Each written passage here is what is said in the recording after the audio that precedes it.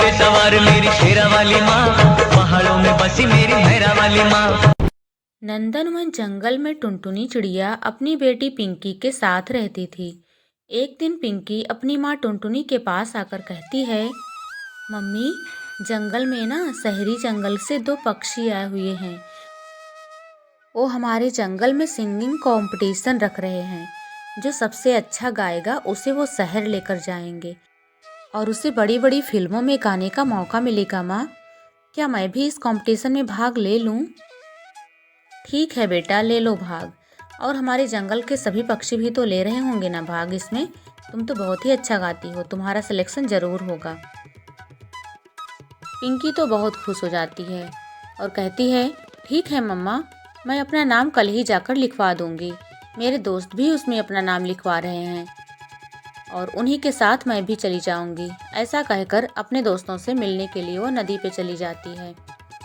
जंगल के सभी पक्षी इस कंपटीशन में भाग ले रहे थे। जिन्हें जिन्हें ठीक ठाक गाना आता था, सभी इस कंपटीशन में भाग ले रहे थे। तभी दूसरे दिन ही कंपटीशन का दिन भी आ गया और सभी पक्षी वहां गाना गाने के लिए पहुंच गए। पिंकी भी गई हुई थी अपने दोस्तों के साथ। सभी बारी बारी से गाना गा रहे थे। तभी सबसे आखिर में पिंकी का नंबर आता है। पिंकी को देखकर उसके जज बहुत खुश होते हैं क्योंकि वह बहुत ही खूबसूरत थी। उसे तो जैसे वो लोग पहले ही सिलेक्ट करके बैठे हुए थे। फिर पिंकी का नंबर आता है गाना गाने का। तभी उनकी जज लूसी कौवी कहती है, चलो पिंकी बेटा, इस बार तुम्हारा नंबर है। तुम तो बहुत ही अच्छा गाओगी, मुझे पहले से ही पता है। तब पिंकी गाना गाने लगती है। इन आँखों की मस्ती के मस्ताने हजारों हैं, इन आँखों की मस्ती के। पिंकी और उसकी दोस्त नीलू को तो सिलेक्ट कर लिया गया था, लेकिन बंटी को सिलेक्ट नहीं किया गया था। हैरानी की बात ये थी कि किसी भी मेल सिंगर को सिलेक्ट नहीं किया गया था, जबकि उन्होंने भी गाना अच्छा गाया था। पिंकी के जंगल से केवल पिंकी और नीलू को ही सिलेक्ट किया गया था और इन्हें बता दिया जाता है कि आज शाम को ही इन्हें शहर के लिए निकलना होगा। ये लोग शहर तो आ जाती हैं, लेकिन वहां जाने के बाद नीलू को पता नहीं क्या हो जाता है। वह जजेस के सामने जाकर रोने लगती है और कहती है, मुझे नहीं रहना यहाँ पे, मुझे मेरे घर भेज दो प्लीज़, मुझे मेरे घर भेज दो ना, मुझे इस कंपटीशन में हिस्सा नहीं लेना है। इस तरह से नीलू को वहाँ से भगा दिया जाता है डांट के। और पिंकी से वो लोग कहते हैं, बेटा पिंकी, तुम तो मुझे समझदार लग रही हो, तुम इस कंपटीशन में हिस्सा लो और मैं तुम्हें बहुत बड़ी सिंगर बना दूंगी। पिंकी को तो जैसे कुछ समझ में ही नहीं आ रहा था। उसे भी यहाँ का माहौल कुछ ठीक नहीं लग रहा था। उसे भी यहाँ कुछ गड़बड़ लग रही थी। यहाँ पर सिंगिंग कंपटीशन जैसा कुछ भी नहीं हो रहा था और कई दूसरे जंगलों से भी यहाँ पर ढेर सारी लड़कियाँ लाई गई थी और बहुत अमीर पक्षी देश विदेश से आए हुए थे जो इन्हें खरीदने की बात कर रहे थे। उसी कौवी पिंकी को समझा रही होती है, लेकिन पिंकी मन ही मन बहुत डरी हुई थी। वह सोच रही थी, हे माता रानी, मैं यहाँ कहाँ आके फंस गई हूँ, अब मैं क्या करूँ माता रानी। वह सब कुछ माता रानी के ऊपर छोड़ देती है और अंदर चली जाती है। मोंटू बुलबुल बाहर बैठा हुआ था। तभी एक विदेशी बाज पक्षी उसके पास आकर कहता है कि उस पिंकी को मैं ही खरीदूंगा। तभी एक कौवा आकर कहता है, जिसका नाम भूरा कौवा था, वह लूसी कौवी से आकर लड़ाई करने लगता है। वह कहता है, इस पक्षी को खरीदने की बात मुझसे हुई थी, पिंकी को तो मैं ही खरीदूंगा। सभी पिंकी को खरीदने के लिए लड़ रहे थे और इधर बंटी को भी कुछ भनक लग गई थी कि वहाँ पर लड़कियों को बेचा जा रहा है। वह टुनटुनी से कहता है, मौसी जी, मैंने सुना है ना, जो पक्षी यहाँ पर सिंगिंग कंपटीशन करवाने के लिए आए थे और पिंकी और नीलू को लेकर गए हैं, वो फ्रॉड थे। वो लड़कियों को ले जाकर वहाँ पर बेच देते हैं विदेशी पक्षियों को। अब हम क्या करेंगे मौसी। तब टुनटुनी रोने लगती है और कहती है, अरे बंटी, अब मैं क्या करूँ, मेरी बेटी तो चली गई है ना। मैंने कहा था तुम लोगों से अच्छे से जांच पड़ताल करके तब उनके साथ जाना। मेरी बेटी का क्या होगा। हे माता रानी, मेरी बेटी की रक्षा करना माता रानी, और सभी पक्षियों की रक्षा करना। ऐसा कहते हुए वह मंदिर चली जाती है और माता रानी के पैरों में गिरकर कहने लगती है, हे माता रानी, मैंने शुरू से ही आपकी पूजा की है। आपके ऊपर मेरा हमेशा से बहुत विश्वास रहा है माता रानी। मेरी बेटी की रक्षा करना और सभी पक्षियों की रक्षा करना माता रानी। आप जब तक मुझे दर्शन नहीं दोगी, मैं अपना सिर पटक पटक कर यहाँ पर अपनी जान दे दूँगी।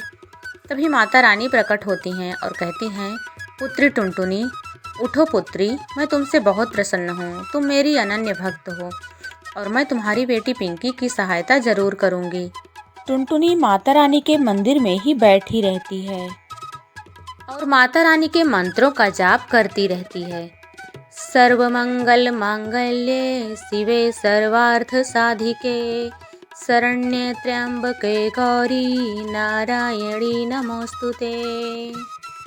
और उधर माता रानी वहां पहुंच जाती हैं जहां पर पिंकी और सभी पक्षी कैद थे।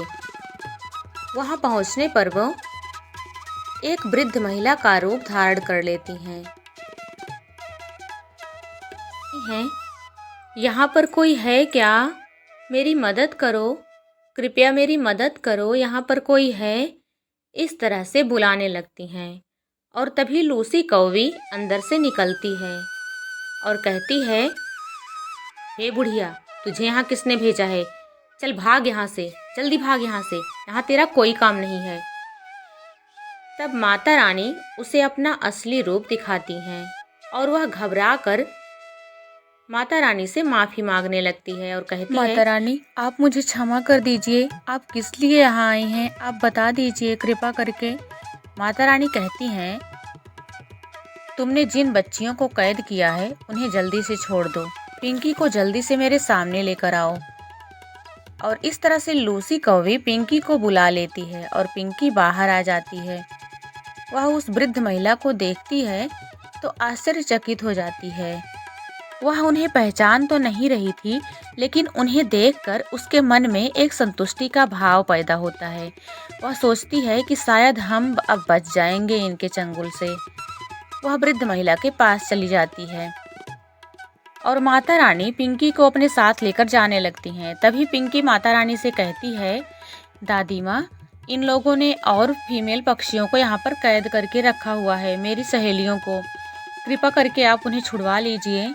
तब माता रानी लूसी कौवी से कहती हैं कि जिन बच्चियों को तुमने कैद करके अभी रखा हुआ है, तुरंत मेरे सामने लेकर आओ। और लूसी कौवी सारी बच्चियों को उनके सामने लेकर आती है और माता रानी उन सभी को लेकर वहाँ से जाने लगती हैं और लूसी कौवी को कहती हैं कि तुम्हें मैं दोबारा सबक सिखाने जरूर आऊँगी। लूसी कौवी तो घबरा कर अंदर चली जाती है और माता रानी पिंकी को लेकर टुनटुनी के पास आ जाती हैं। टुनटुनी माथा टेके माता रानी के मंदिर में ही पड़ी रहती है।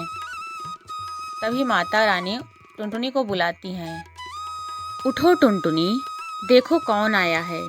देखो, मैं तुम्हारी बेटी को लेकर आई हूँ। मैंने अपना वादा पूरा कर दिया। उठो टुनटुनी। टुनटुनी उठती है और अपनी बेटी को अपने सामने देखकर बहुत खुश हो जाती है और माता रानी को बहुत सारा धन्यवाद देती है और अपनी बेटी को गले से लगा लेती है। और इस तरह से माँ की अनन्य भक्त टुनटुनी की माता रानी ने मदद की। माता रानी अपने भक्तों को संबोधित करते हुए कहती हैं, मेरे प्यारे भक्तों, इस समय शारदीय नवरात्र चल रहे हैं। जो कोई भी मुझे अपने घर में स्थान देगा, मुझे स्थापित करेगा, मेरी पूजा करेगा, मैं उस स्थान को कभी त्याग कर नहीं जाती हूँ और उसके घर में कभी भी दुख और दारिद्र्य का प्रवेश नहीं होता है। उसका घर सदैव धन से भरा रहता है और उसकी आत्मा पवित्र रहती है। या श्री स्वयं सुकृतीनां भुवने स्वलक्ष्मी पापात्मनां कृतधियां हृदय सुबुद्धि श्रद्धा सतां कुलजन प्रभवस्य लज्जा ताम त्वाम नताः अस्म परिपालय देवी विश्वम। और इस तरह से संपूर्ण विश्व की मंगलमय कामना के साथ हम इस कहानी को विराम देते हैं। प्यारे दोस्तों, आप सभी को शारदीय नवरात्र की हार्दिक शुभकामनाएं। तो मिलते हैं नेक्स्ट वीडियो में, तब तक के लिए धन्यवाद। माता रानी आप सभी की रक्षा करें।